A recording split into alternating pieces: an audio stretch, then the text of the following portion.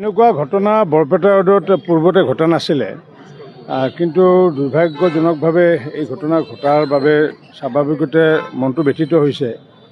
আৰু মোৰ ঘৰৰ কাষতে, কিন্তু মই ভাবোঁ যে আচলতে আমাৰ ব্যৱসায়ীসকলে, যিহেতু এতিয়া বৰপেটা ৰোডৰ ব্যৱসায় বহুত এতিয়া তুংগত আছে, বা লাভ নহ'লেও কিন্তু ব্যৱসায় যিহেতু পৰিসৰটো বহুত বৃদ্ধি হৈছে, গতিকে মই ব্যৱসায়ীসকলকো মই আহ্বান জনাইছোঁ যে এইমাত্ৰ মই SP ডাঙৰীয়াৰ লগত কথা পাতিলোঁ। আমাৰ আচলতে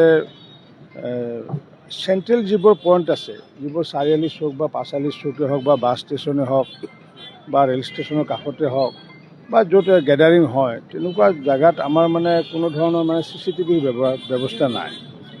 এই CCTVৰ ব্যৱস্থা যদিও নিজাববীয়াকৈ যদিও দোকানবোৰত আছে, কিন্তু ইয়াত যিটো ঘটনা দেখা পোৱা গ'ল যে হাৰ্ড ডিস্কটো লৈ যোৱাৰ পিছত CCTVৰ ফাংচন একো নাই। গতিকে মই ব্যৱসায়ী সমাজক এইটো আহ্বান জনাম যে যাতে তেওঁলোকে যাতে আৰক্ষীক সহায় সহযোগ কৰি পেলাই যাতে বৰপেটা ৰোডৰ বিভিন্ন স্থানত যাতে আগন্তুক দিনত যাতে CCTV লগোৱাৰ যাতে ব্যৱস্থা যাতে কৰে। আৰু এই ক্ষেত্ৰত আৰক্ষীয়ে নিশ্চিত ওপৰত ব্যৱসায়ী সমাজৰ লগত কথা পাতিব। আৰু এইটো ব্যৱসায়ীসকলৰ সুৰক্ষাৰ স্বাৰ্থতে কৰা হৈছে।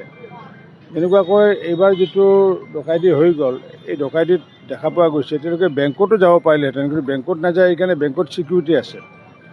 বেংকত এইকাৰণে নাযায় যে বেংকত যিহেতু বিভিন্ন ধৰণৰ তেওঁলোকৰ যিহেতু এলাৰ্মৰ ব্যৱস্থা আছে, বিভিন্ন ধৰণৰ যিহেতু তেওঁলোকে বেল মাৰিলে বিভিন্ন যিহেতু চাউণ্ড ওলায়, গতিকে সেইটো ছিষ্টেম মানে বেংকত আছে কাৰণে বেংকত যোৱা নাই। কিন্তু বাকী ব্যৱসায়ীসকলে সেই ছিষ্টেমবোৰ যদি নিজাববীয়াকৈ যদি নিজে ইণ্ট্ৰডিউচ নকৰে, তেতিয়াহ'লে আৰক্ষীয়ে সহায় কৰাটো বা জনসাধাৰণে সহায় কৰাটো অকণমান দিগদাৰী হয়।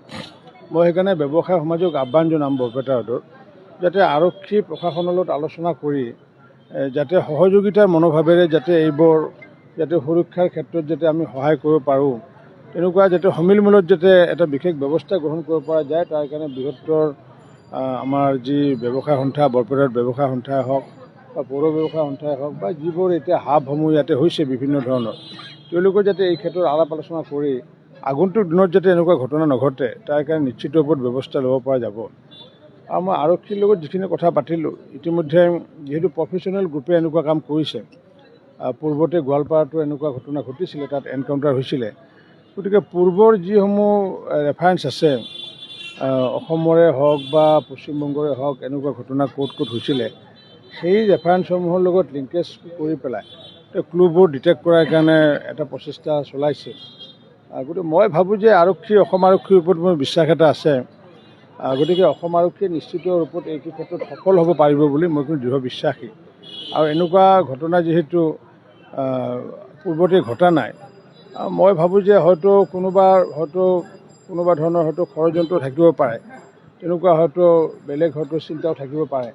যিয়ে চিন্তা নাথাকক কিয় বা যিয়ে ঘটনা নঘটক কিয়, মই সম্পূৰ্ণৰূপে বিশ্বাসী অসম আৰক্ষীৰ ওপৰত, কাৰণ অসম আৰক্ষীয়ে সফল বুলি ইতিমধ্যে ভাৰতবৰ্ষত সকলোৱে জনাজাত।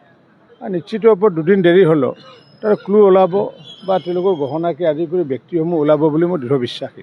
এতিয়াও ইনভেষ্টিগেশ্যন যিহেতু চলি আছে, গতিকে মই ভাবোঁ যেতিয়ালৈ সম্পূৰ্ণ ক্লু যেতিয়ালৈ নোলায়, তেতিয়ালৈ এই বিষয়টো আমি আৰক্ষীৰ ওপৰতে অৰ্পণ কৰা ভাল হ'ব। কাৰণ কিয় আমি যদি জনসাধাৰণে এই বিষয়টো লৈ পেলাই যদি বেছি আলোচনা বিলোচনা কৰি থাকোঁ, তেতিয়াহ'লে তেওঁলোকে হয়তো বিপাঙত পৰিব বা তেওঁলোকৰ যিটো ইনভেষ্টিগেশ্যনৰ লাইন, সেই লাইনটো হয়তো বেলেগ দিশত গতি হ'ব পাৰে। গতিকে আৰক্ষীৰ ওপৰত সম্পূৰ্ণ আস্থা ৰাখি পেলাই, কাৰণ আমি জনসাধাৰণে জাষ্ট আমি ইনফৰ্মেশ্যনে দিব পাৰোঁ। তেনেকুৱা যদি কাৰোবাৰ কিবা ইনফৰ্মেশ্যন আছে ব্যৱসায় মহলত, আশে পাশে যিহেতু বিভিন্ন CCTV আছে, CCTVৰ ফুটেজসমূহ ইতিমধ্যে কালেক্ট কৰিছে। গতিকে ইয়াৰ উপৰিও যদি যিসকলে পৰামৰ্শ দিব খোজে দিব পাৰে বা ইনফৰ্মেশ্যন দিব খোজে দিব পাৰে। মই ভাবোঁ যে অসম আৰক্ষীয়ে এই ক্ষেত্ৰত সফল হ'ব বুলি মই